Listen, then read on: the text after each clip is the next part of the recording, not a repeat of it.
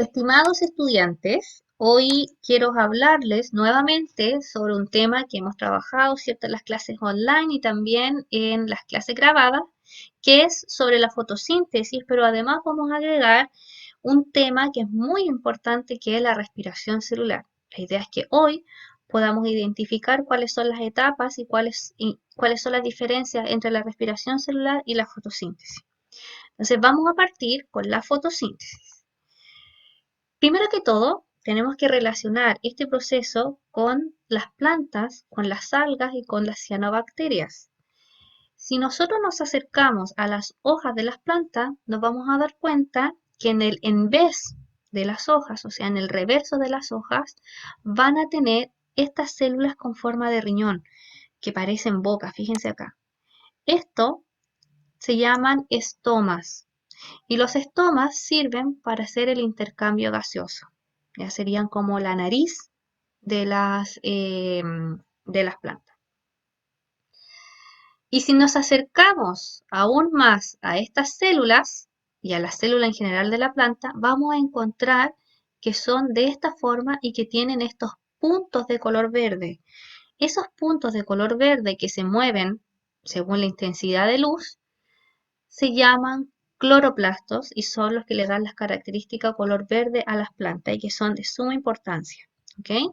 Entonces, fíjense acá que las plantas tienen distintos tejidos al igual que nosotros. Tienen tejidos indiferenciados que se llaman meristemos, que les permite el crecimiento a las plantas, y hay tejidos de protección como la dermis y la epidermis que se encuentran acá. Fíjense que la epidermis secreta una cutícula que hace que las plantas sean más brillosas en sus hojas.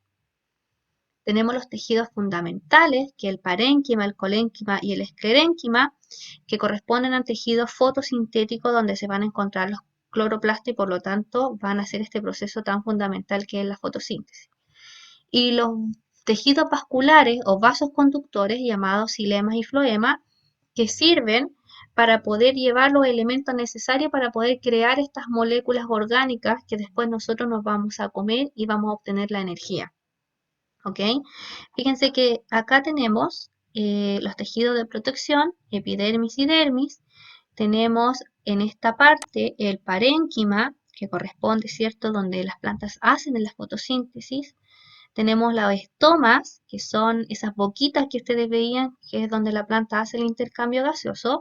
Y acá tenemos los vasos vasculares, ¿ya? Donde tenemos el xilema y el floema, que lo vamos a ver más adelante. Entonces, si nosotros miramos una hoja de una planta, ¿cierto?, nos vamos a encontrar con lo siguiente. Todo esto que ven acá corresponde al tejido fotosintético, donde van a estar los cloroplastos con todas estas estructuras pertenecientes.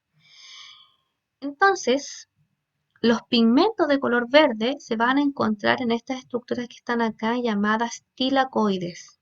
¿Ok? Parecen monedas, fíjense. Y todo el montón de monedas o de tilacoides se va a llamar grana. Y estas que están acá se llaman intergranas. Y el espacio que hay dentro del cloroplasto se va a llamar estroma. Es súper importante para que podamos entender cómo se produce la fotosíntesis.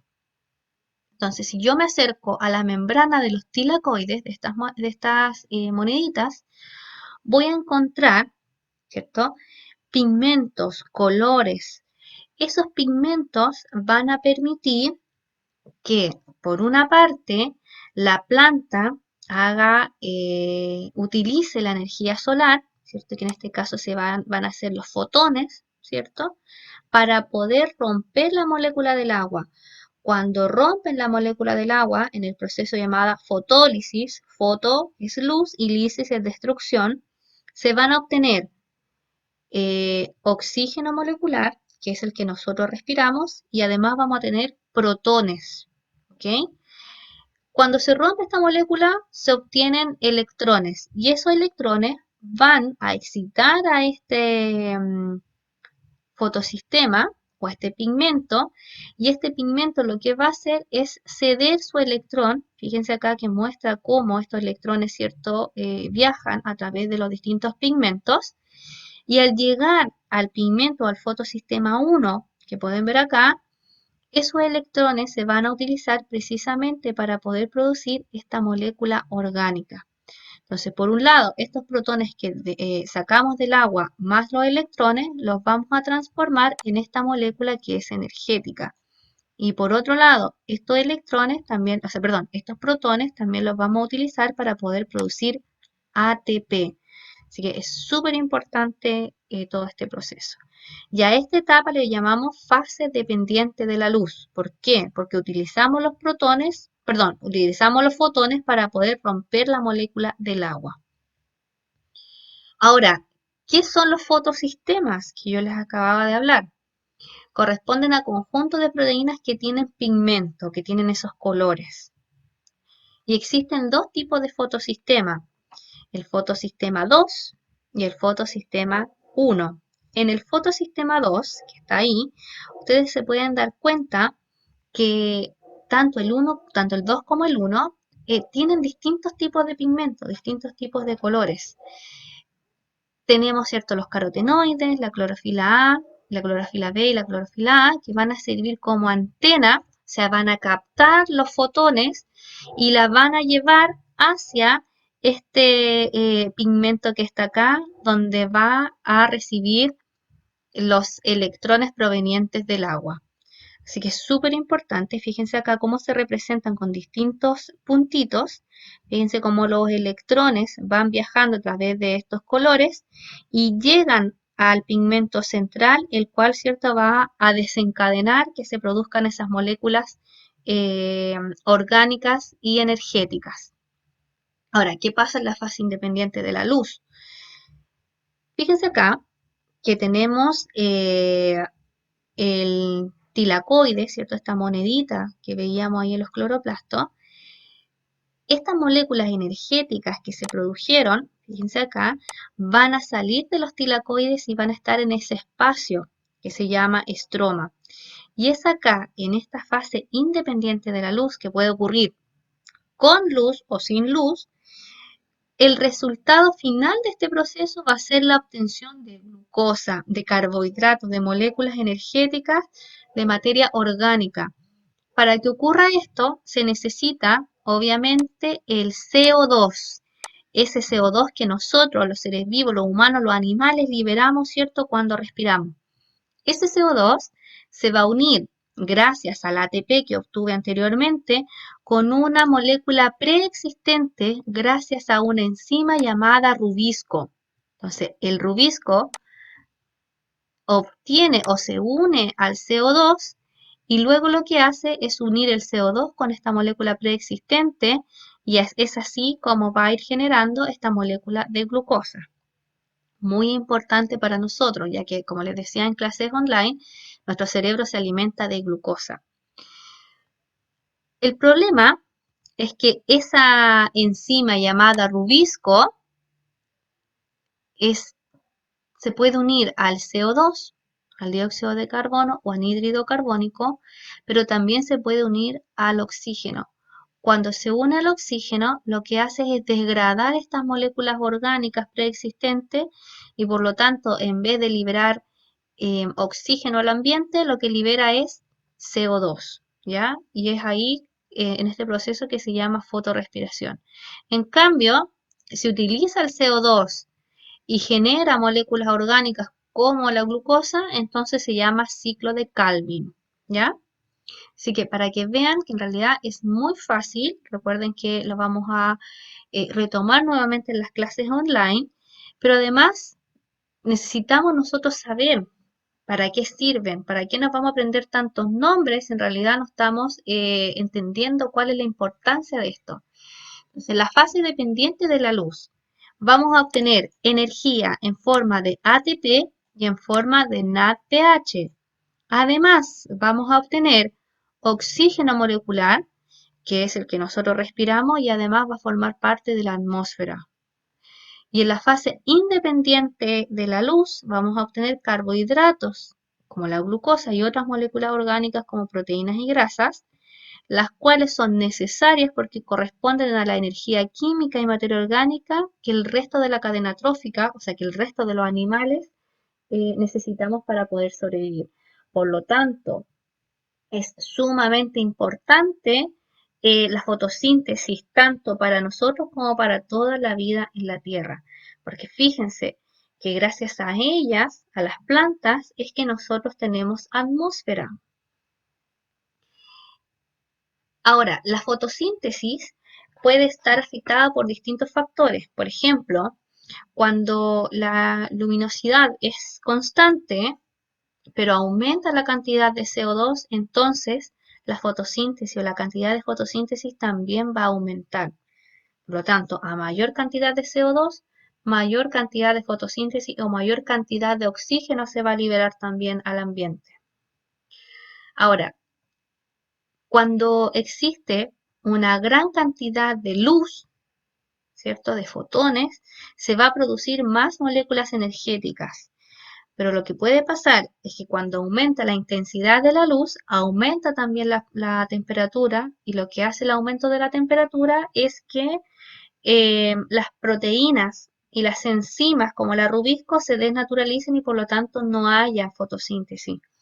Es importante acá recordar también que las plantas aprovechan la luz visible, las ondas de luz visible que vieron en física, ¿cierto? Que van desde estas medidas, o sea, solo lo que nosotros podemos ver. Por lo tanto, si excede esa longitud de onda, no va a haber fotosíntesis, y si disminuye esa longitud de onda, tampoco va a haber fotosíntesis. Entonces, tenemos distintos factores que van a intervenir. Tenemos la cantidad de CO2, tenemos la cantidad de fotones, ¿cierto? Cantidad lumínica, tenemos la temperatura y obviamente el agua. Si hay poca agua, hay poca obtención de electrón y por lo tanto poca obtención de moléculas energéticas, ¿ok? Así que es súper importante que recuerden eso. Ahora, vamos a tratar de explicar un poquito qué es la respiración celular y que no es lo que ustedes creen, que es cierto el intercambio gaseoso que nosotros hacemos con el ambiente. ¿Está relacionado? Sí, estrechamente relacionado, pero no es lo mismo. Entonces, la respiración celular, es importante entender que todos los seres vivos realizan respiración celular, desde las bacterias hasta nosotros los humanos, pasando por las plantas también. La glucosa, ese carbohidrato que obtuvieron las plantas, nosotros las vamos a romper para poder obtener energía en forma de ATP. Y para eso nosotros vamos a necesitar oxígeno. Hay momentos en los que no lo vamos a necesitar y ahí se va a dividir en distintos tipos de respiración. Entonces, es importante entender que este proceso de respiración celular va a ocurrir en el citoplasma de las células y también en esos organelos llamados mitocondria, recordando, ¿cierto?, algunos conceptos que vimos en octavo básico. Entonces, cuando hablamos de respiración anaeróbica, también llamada fermentación, ocurre cuando hay ausencia de oxígeno, cuando tapamos un recipiente e impedimos que haya cierto contacto con el aire. ¿Quiénes van a realizar este tipo de respiración? Bueno, algunos microorganismos como por ejemplo las levaduras. Ya cuando utilizamos o hacemos el pancito, nosotros le echamos levadura, la levadura la tapamos para que pueda fermentar. Este proceso ocurre principalmente en el citoplasma de las células y se va a obtener poca energía química, poco ATP. En cambio, bueno, ahí tenemos una imagen, ¿cierto?, de cómo son las levaduras en el microscopio. En cambio, por otro lado, vamos a tener la respiración aeróbica, que también se llama la fosforilación oxidativa. ¿Qué características tiene? Ocurre en presencia de oxígeno. Prácticamente o casi todos los seres vivos realizan este tipo de respiración y ocurre una parte en el citoplasma y otra parte en la mitocondria de las células y produce una gran cantidad de energía química. Entonces, ¿qué seres vivos? Por ejemplo, los pandas, los humanos, los gatos, los perros, algunas bacterias, las plantas también, casi todos los seres vivos, ¿cierto? Hacemos este tipo de respiración. La palabra mágica que está ahí, que es energía, cuando lleguemos a la clase online, usted cuando se conecte va a escribir energía en el chat. Y esta palabra al final de la clase le va a tener un pequeño premio. Así que chiquillos, espero que les haya servido esta clase, más bien resumen de la fotosíntesis e introductoria a la respiración celular para que puedan hacer su guía y luego nos vamos a ver en las clases online. Así que espero que estén muy, pero muy bien.